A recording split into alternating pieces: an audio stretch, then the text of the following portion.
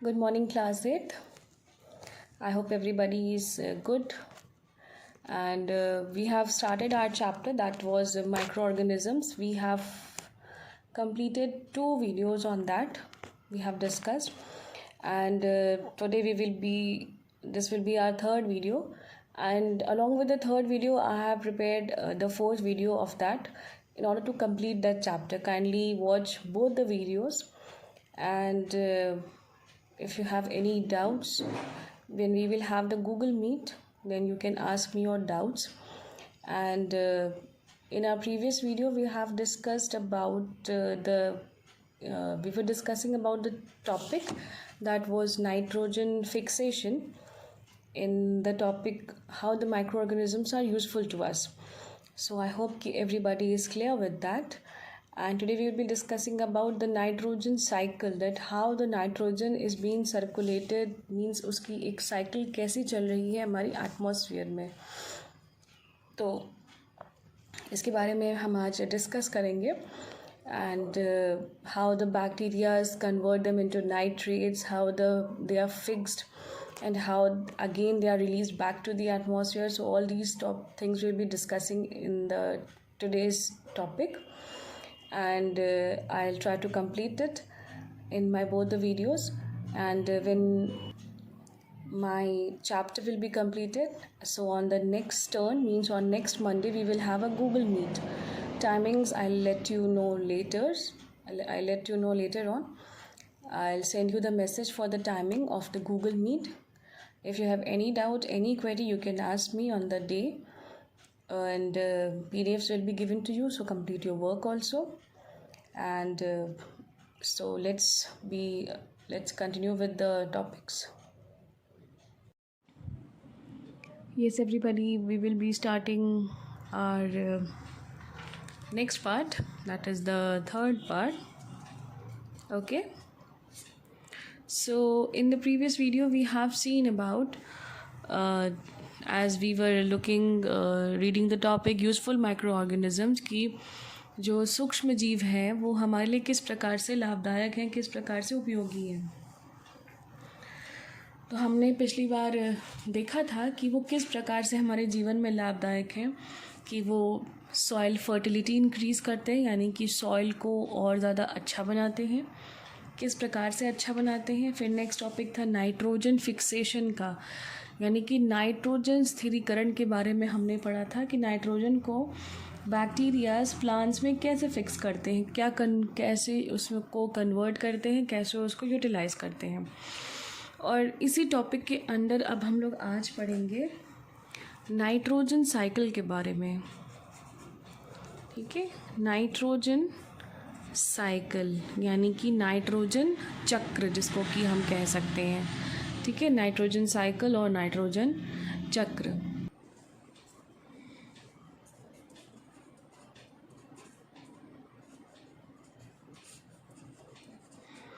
If you want, you can take a pause of it and you can note down it if you want. मैं इसको flow chart की help से उसको explain कर रही हूँ, तो आप अगर चाहें तो आप इसे पॉज करके स्क्रीनशॉट लेके आप इसे नोट डाउन भी कर सकते हैं. ठीक है, तो what happens in the nitrogen cycle, that in the atmosphere, as everybody knows that in the atmosphere so many gases are already there, and in so many gases the main composition is of the nitrogen gas. मतलब कि nitrogen gas एकमात्र ऐसी gas है जो सबसे ज़्यादा amount में, जिसका सबसे ज़्यादा परसेंटेज हमारी एटमॉस्फेयर में प्रेजेंट है. It's about 78%. So what happens in the atmosphere? In the atmosphere, यानी कि हमारे वातावरण में जो नाइट्रोजन है, ठीक है, नाइट्रोजन के साथ साथ हमारे वातावरण में ऑक्सीजन भी प्रेजेंट है. ठीक, तो वो नाइट्रोजन जो होता है वो ऑक्सीजन के साथ मिल जाता है. जब लाइटनिंग वगैरह होती है, थंडर स्टॉर्म वगैरह होता है, लाइटनिंग वगैरह जब होती है, तो उस टाइम पे नाइट्रोजन जो है ऑक्सीजन से मिल जाता है. And what do they form? They form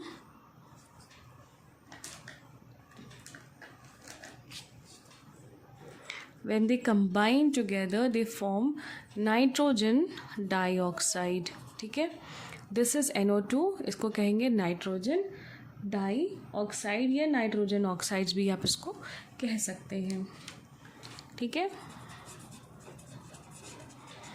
nitrogen dioxide और नाइट्रोजन ऑक्साइड्स, ये है नाइट्रोजन और ये है oxygen. They will combine during the light thunderstorm or lightning and all. So when they combine together they form nitrogen oxides or nitrogen dioxide. Okay, this nitrogen dioxide they combine with rainwater. That means they combine with H2O in the clouds and all. ठीक है, तो H2O यानी कि that is the rain water. ठीक है, तो जब ये रेन वाटर के साथ कंबाइन हो जाएंगे then they what they will form this nitrogen oxides and water. Nitrogen oxides and water when they will combine together they will form HNO3, that is dilute nitric acid. NO2 when combines with rainwater it will form HNO3. This HNO3 is a dilute nitric acid. Okay, this HNO3 is a dilute nitric acid. This nitric acid falls, it combines with water and in means rainwater and falls back to the soil. ठीक है, और फिर जब वो अर्थ पे आते हैं and this dilute nitric acid combines with the soil. ठीक है, it falls with the rainwater back to the earth and then it combines with the soil. In the soil it gets converted into the by the bacteria and all, it gets converted into the nitrates, means that is the NO3, that is the nitrates. Okay, and then this nitrates, what happens, plants take nitrates and convert them into the proteins. Plants convert these nitrates into the proteins, and then when the animals this nitrate when the animals eat this when the animals eat the plants, ये nitrates कहाँ पहुँच जाता है, plants में. ठीक है,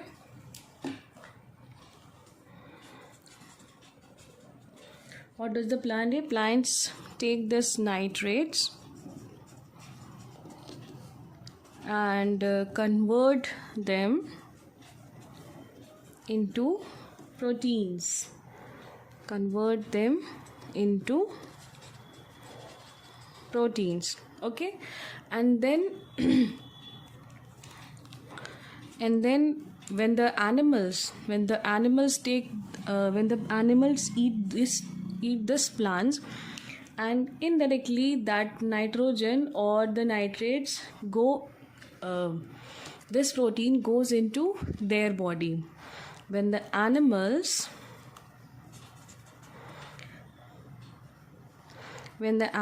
eat these plants, so indirectly these proteins goes inside their body. So animals take the proteins by eating the plants. ठीक है, and when these animals die, okay, when these animals die, after their death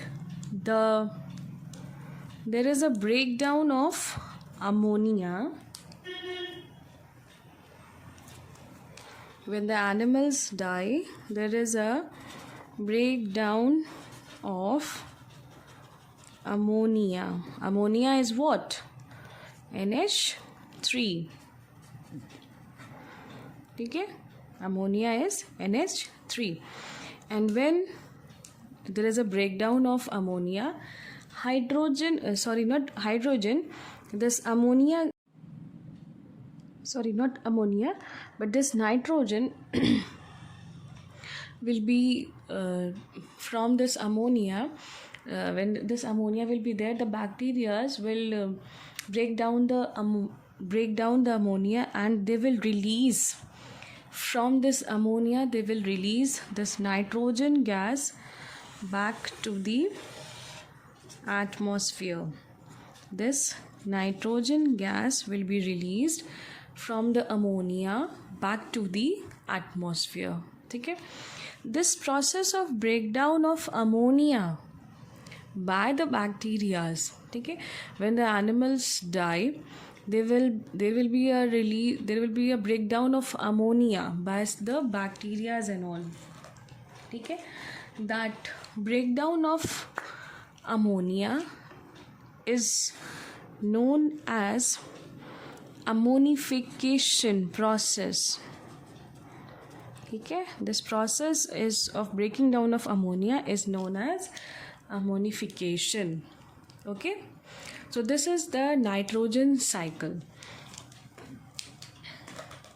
What happens? Nitrogen is already present in the atmosphere. Oxygen is also present in the atmosphere, but during the lightning and all, this nitrogen and oxygen combines together. Okay, and then they form nitrogen oxides. This nitrogen oxides combines with the it's already present in the atmosphere only.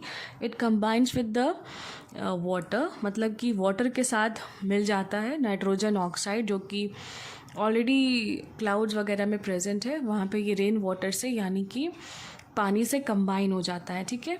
This is H2O means water. H2O को water भी कहते हैं.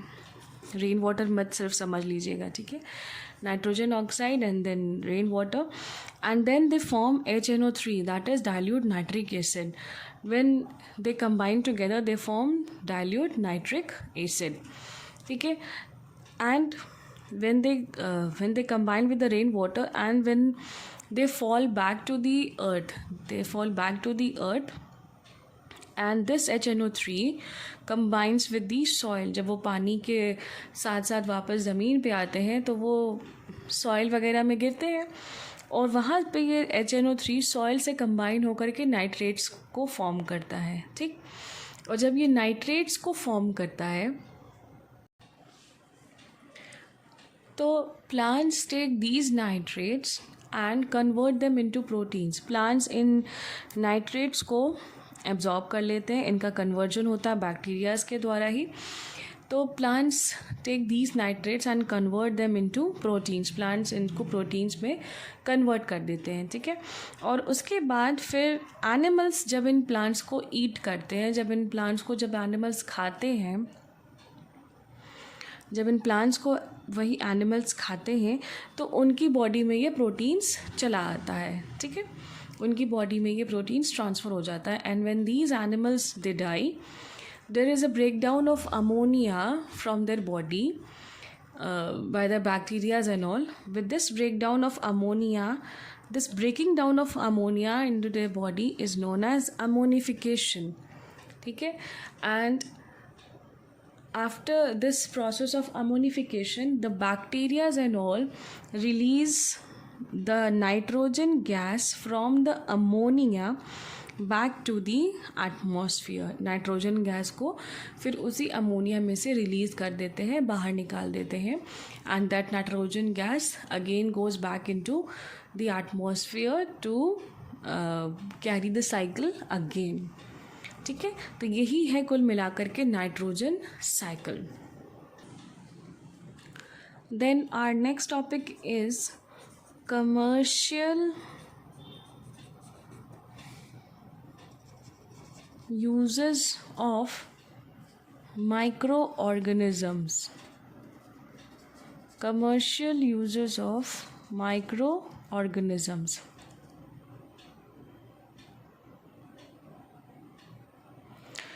तो commercial यानी कि micro organisms का उपयोग हम अपने कमर्शियल पर्पसेस से कैसे कर सकते हैं. यानी कि बाज़ारों में जो हमारे सामान कुछ ऐसे मिलते हैं वो हमें माइक्रो ऑर्गेनिजम्स की ही हेल्प से मिलते हैं. ठीक है. तो कमर्शियली उत्पादों को, यानी कि जो प्रोडक्ट्स होते हैं जो हमें बाज़ार से प्राप्त होते हैं, उसमें माइक्रो ऑर्गेनिज़म्स का भी एक कुछ रोल होता है। तो सबसे पहले है फर्मेंटेशन।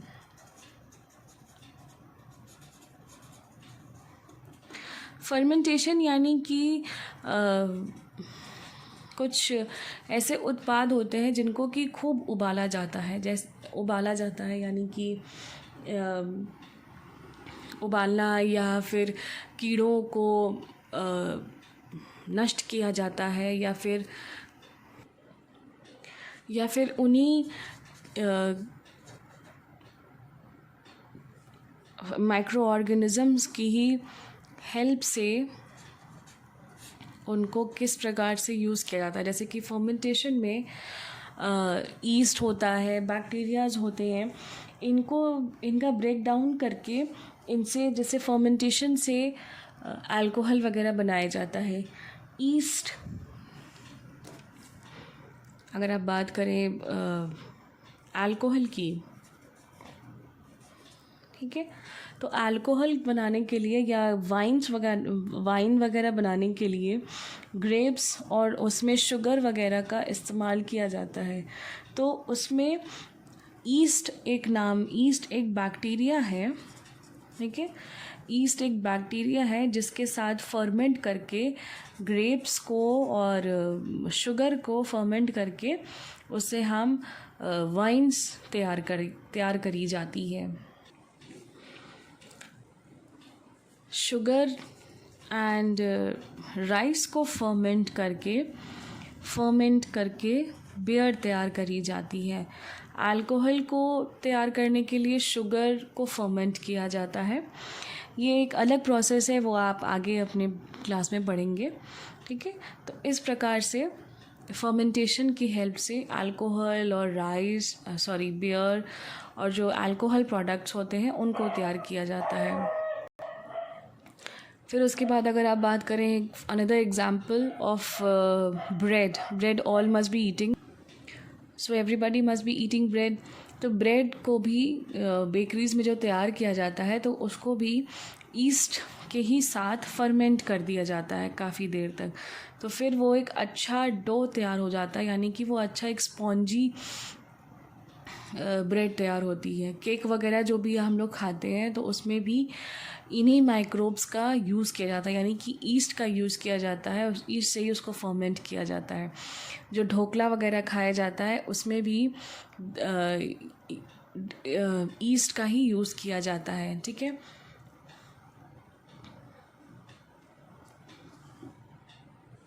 उसके इन माइक्रोब्स के यूज़ करने से जो ब्रेड और ये केक वगैरह होते हैं ये सब बहुत फ्लफ़ी बनते हैं इसीलिए इनका यूज़ किया जाता है, ठीक है। तो this was one of the use in the fermentation process to manufacture the alcohol and wines. तो अल्कोहल एंड वाइन का जो प्रोडक्शन होता है वो इन्हीं फर्मेंटेशन प्रोसेस से कैरिड होता है, ठीक है। फिर नेक्स्ट है रेटिंग। आई थिंक रेटिंग को हिंदी में भी रेटिंग ही कहा जाता है। अगर आपको याद होगा तो आपने 6th क्लास में भी अपने रेटिंग पढ़ा है, ठीक है। तो रेटिंग किसका होता है? जूट फाइबर्स का होता है, ठीक है। रेटिंग जूट प्लांट्स का रेटिंग किया जाता है। उसमें क्या होता है, जूट प्लांट्स को एक बंडल बना करके उसको पानी में कई दिन तक छोड़ दिया जाता है। तो जो भी बैक्टीरियाज उनके ऊपर डेवलप होते हैं, दोज बैक्टीरियाज उसके जितने भी टिश्यूज़ होते हैं उन सबको डिस्ट्रॉय कर देते हैं एंड जो उसके फाइबर्स बचते हैं वो ही सिर्फ रह जाते हैं, ठीक है। तो बैक्टीरियाज पानी में कई दिन तक उसके प्लांट्स रहते हैं, बंडल्स बना करके उनको पानी में कई दिन तक छोड़ दिया जाता है। तो वो बाकी का जो उसका पार्ट्स होता है प्लांट का वो सब सड़ जाता है, मतलब गल के किनारे हो जाता है।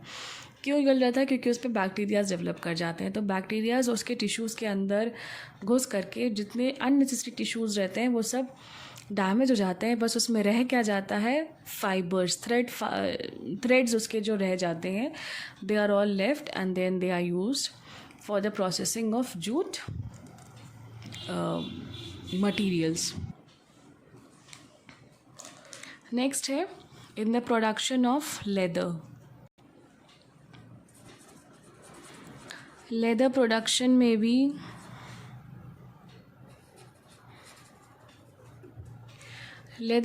में भी माइक्रोब्स का यूज़ किया जाता है कि उन एनिमल की जो स्किन होती है, मींस जो हाइड, एनिमल की स्किन को क्या कहा जाता है? एनिमल की जो स्किन होती है जो लेदर के यूज़ में आती है, उस एनिमल स्किन को हाइड कहा जाता है, ठीक है। तो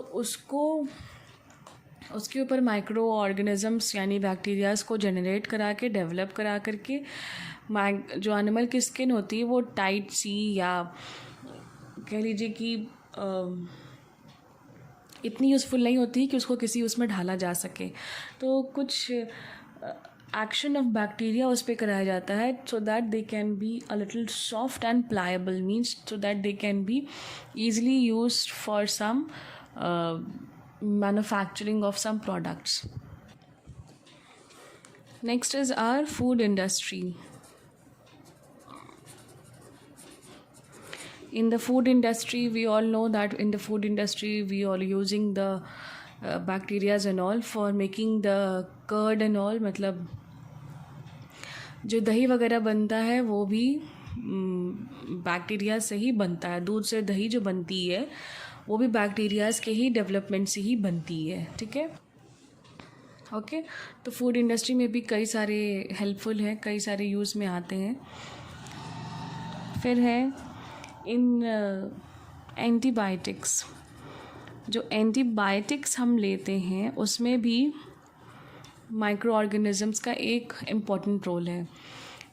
एक सबसे पहला एंटीबायोटिक्स था पेनिसिलिन, ठीक है। आप अपने बहुत शुरू के क्लासेस से पढ़ते आ रहे हैं कि एक the very first example of an antibiotic is penicillin, ठीक है। तो ये पेनिसिलिन भी एक एंटीबायोटिक, एक ऐसा एंटीबायोटिक है जिसको कि माइक्रो ऑर्गेनिज्म से ही बनाया गया था, यानी कि फंजाई से ही बनाया गया था, ठीक है। What does the antibiotic do?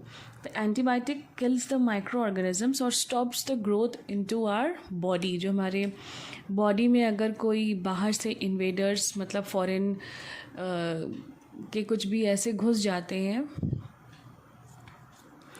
जो कि हमारी बॉडी में डिजीज़ लाते हैं, तो when we take the antibiotics, this antibiotic cures us from those diseases.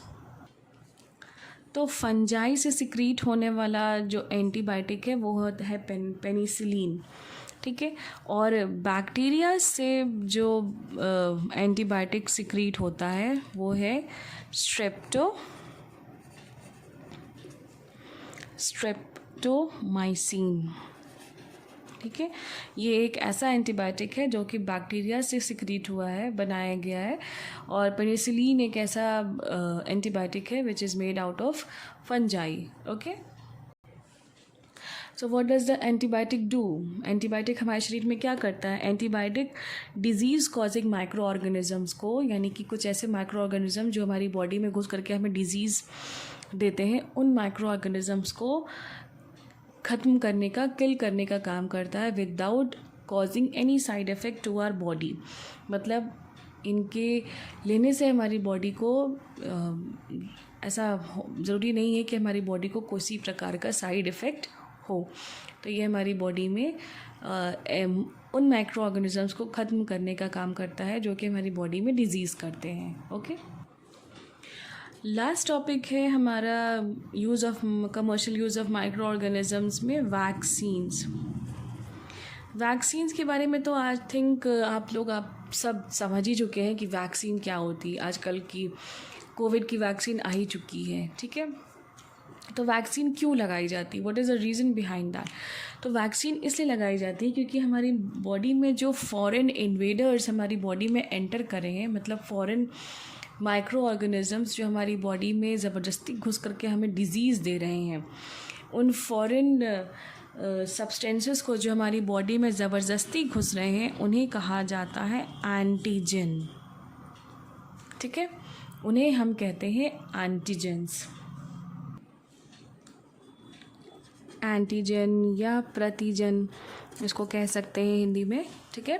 तो एंटीजन्स जो हमारी बॉडी में एंटर कर जाती हैं उनको ख़त्म करने के लिए हमें हमारी बॉडी में कुछ ऐसे माइक्रो ऑर्गेनिज़म्स को जनरेट कराया जाता है जिनको कि हम कहते हैं एंटीबॉडीज़। वो एंटीबॉडीज़ कैसे जनरेट करते हैं? वो एंटीबॉडीज़ हमारी बॉडी में या तो खुद होते हैं या फिर हमको अपनी बॉडी में उन एंटीबॉडीज़ को डेवलप कराना पड़ता है। कुछ एंटीबॉडीज़ हमारी बॉडी में ऑलरेडी डेवलप हो जाते हैं, मतलब कि डिज़ीज़ आने से डिज़ीज़ जब आ जाती है तो वो हमारी बॉडी में खुद ही एक्टिवेट हो जाते हैं and they kill those antigens from entering into our body, या फिर उनके आने के बाद एक्टिवेट होते हैं या फिर उनके आने से पहले ही हमारी बॉडी में एक्टिवेट रहते हैं ताकि वो एंटीजेंस हमारी बॉडी में एंटर करें ही ना, ठीक है। तो ये एंटीबॉडीज़ हमारी बॉडी में पहले से ही रहती हैं या हमें इनका डेवलपमेंट कराना पड़ता है। जैसे कि आजकल कोविड के टाइम पे कोविड के जो माइक्रो ऑर्गेनिज़म्स हैं they are trying to enter into our body, और उनसे लड़ने के लिए हमारी सबसे ज़्यादा हमारी बॉडी में क्या होना चाहिए? हमारी बॉडी का इम्यून सिस्टम जो होना चाहिए वो बहुत ही स्ट्रॉन्ग होना चाहिए। दैट्स वाई आजकल आप अपने व्हाट्सएप वगैरह पे बहुत सारे मैसेज पढ़ते होंगे कि अपने इम्यून को हम कैसे स्ट्रॉन्ग रखें। How can we save ourselves from this Covid? The only thing we can save ourselves is by making our immune much stronger. तो आजकल बहुत सारे नुस्खे चल गए हैं, काढ़ा पीजिए, हल्दी दूध पीजिए, हल्दी का सेवन करिए, आपकी इम्यून स्ट्रॉन्ग हो जाएगी, and so many things are there which are coming around us in a WhatsApp messages and all, ठीक है। तो हम अपनी बॉडी को इससे कैसे क्योर कर सकते हैं? एंटीबॉडीज़ हमारी अगर हमारा इम्यून अच्छा है, सही है, प्रॉपर तरीके से है, अच्छे ढंग से काम कर रहा है, हमारा इम्यून सिस्टम अगर ठीक ढंग से काम कर रहा है, तो ये कोविड के micro organisms they will not be able to enter into our body, ठीक है। मगर अगर ज़रा सा भी हमारी बॉडी का इम्यून कमज़ोर है, अगर वो सही से काम नहीं कर रहा है, स्पेशली इम्यून किसका कमज़ोर होता है? सबसे छोटे से बच्चों का, जो छोटे छोटे बच्चे होते हैं उनका इम्यून अभी तक प्रॉपर तरीके से डेवलप नहीं हुआ है, उनका इम्यूनिटी पावर अच्छे से अभी तक नहीं बना है, उनकी इम्यून कमज़ोर होती है। किसी को किसी प्रकार की डिजीज़ है, like sugar patients, HIV patients, उनका जो इम्यून होता है वो बहुत ही कमज़ोर हो चुका रहता है, ठीक है।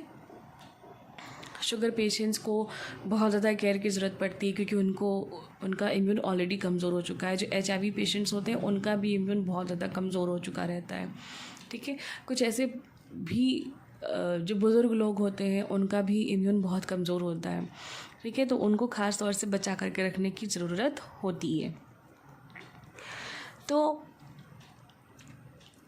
ये इम्यून हमारा जब तक सही है तब तक we are not actually safe, but we can fight with Covid.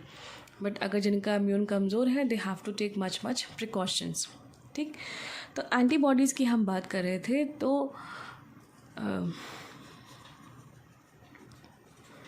Immune system, ये हमारी इम्यून सिस्टम को हम क्या कहते हैं? इम्यून सिस्टम को हम कहते हैं हमारी शरीर की रोग प्रतिरोधक क्षमता। ये होता है रोग प्रतिरोधक क्षमता, जो हमारा इम्यून सिस्टम होता है, जिसके बारे में भी हम बात कर रहे थे। और जो ये इम्यून सिस्टम जब हमारा स्ट्रांग होता है तो हम किसी भी बीमारी से आराम से लड़ सकते हैं, ठीक है। बात कर रहे थे हम फिर एंटीबॉडीज़ की। तो एंटीबॉडीज़ हमारी बॉडी में रोगों से लड़ने के लिए पहले से ही होती हैं, या फिर हम दूसरे इंजेक्शंस लेकर के अपनी बॉडी में इन एंटीबॉडीज़ का डेवलपमेंट करा सकते हैं।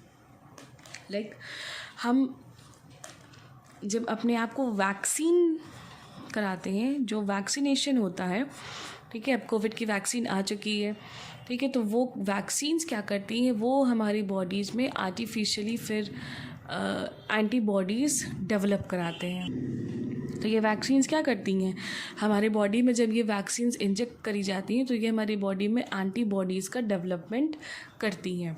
कहा जा रहा है कि कोविड की अगर बात करें तो कोविड की जो वैक्सीन है वो I don't know how much it's useful nowadays, but it's working, but it is working, time is being taken for about 28 days.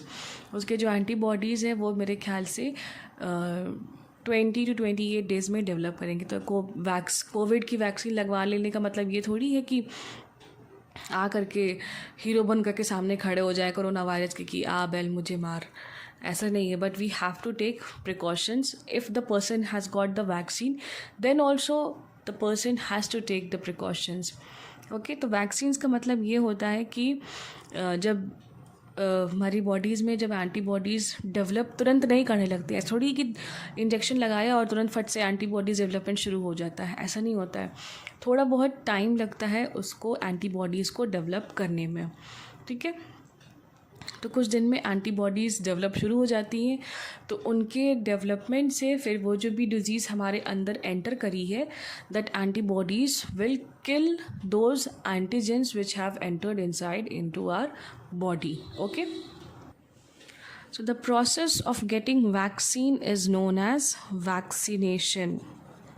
ठीक है, जिस प्रोसेस से वैक्सीन हमें लगती है that process is known as vaccination, और the other name for vaccination is immunisation, मतलब हमारे इम्यून को स्ट्रॉन्ग करने की प्रक्रिया। ठीक है,